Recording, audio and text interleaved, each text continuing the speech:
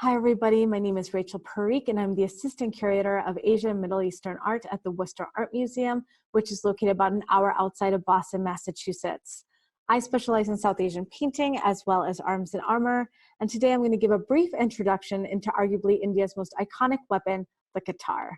The Katar is a punch or push dagger that's meant to be punched or thrusted into an opponent or prey, meaning that this weapon was used at incredibly close range. It was ideally intended for hand-to-hand combat and would have been used as both an offensive and defensive weapon, staving off the blows of a sword. Generally, the Katar comprises of an H-shaped hilt with two parallel bars and two, sometimes three crossed bars that would have been gripped with a fist. The blade sits just above the wielder's knuckles and is triangular in shape. And the length of the blade also varies from several inches to several feet.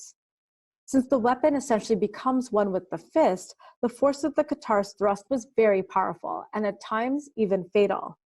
Thus, the blades were commonly thickened at the point to prevent bending and breaking. Additionally, it strengthened them for the use against various types of armor, such as those made out of textile, mail, and even mail-in plate. And I should mention that there are, however, variations of this basic form I've described. For example, some have two, even three blades. Some have blades that split into half to reveal another blade within, acting as a parrying dagger. Some act as a sheath for a smaller Katar, so essentially a weapon within a weapon. And in the 19th century, you get some pretty interesting combination weapons featuring the Katar.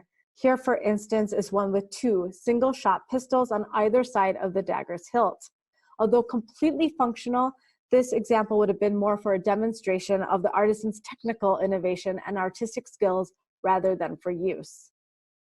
The Katar originated in South India, with some of the earliest examples coming from the Vijayanagara kingdom in the 14th century, although some scholarship suggests that the dagger actually dates much earlier, back to the 10th century.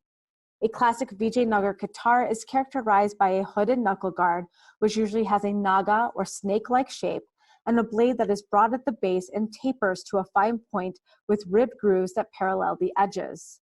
A famous group of Katars come from Tanjavur in the 17th century. Some of these examples, such as this one, have highly elaborate knuckle guards that feature intricate piercing, chiseling, and engraving work. I particularly love the knuckle guard here for its beautiful lace-like design. Another favorite of mine is this one. If we look closely, the ornate knuckle guard bears endorsed yali heads. Yalis are lion-like creatures of Hindu mythology and are seen as protective figures as they commonly decorate the entrances to South Indian temples. What is a neat feature of this Katar is that the yali's tongues actually move, and they serve no other purpose other than to show off the artisan's technical skills.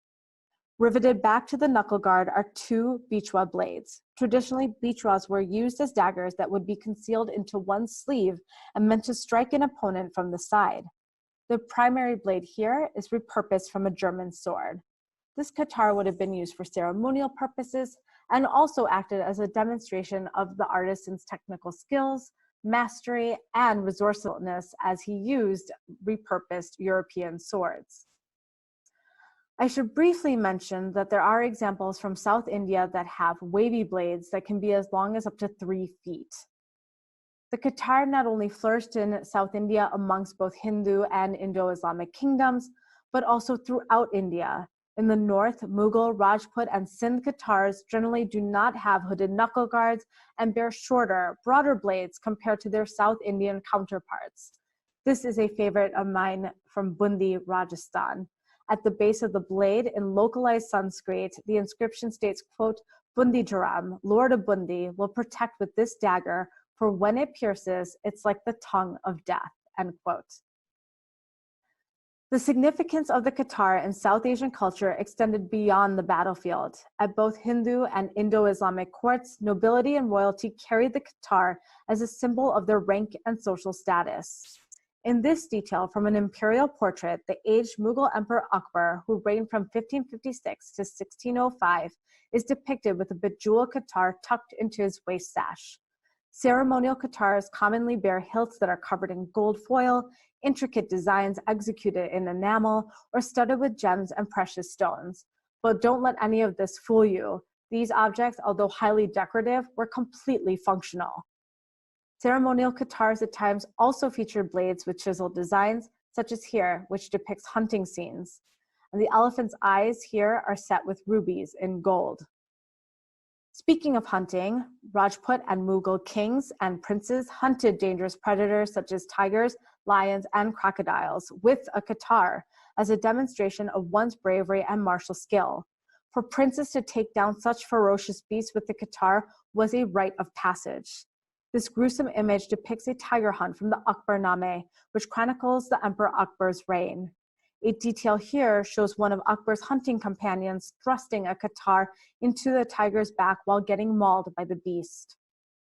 For those born into royalty, nobility, and the warrior castes, it was important that boys began their training at a very young age, sometimes as young as 5.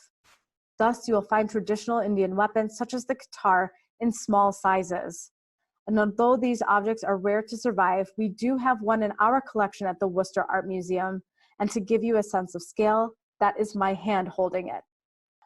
I hope this brief introduction to the Katar has provided some insight into one of South Asia's most important weapons, which is steeped in the region's rich history on and off the battlefield.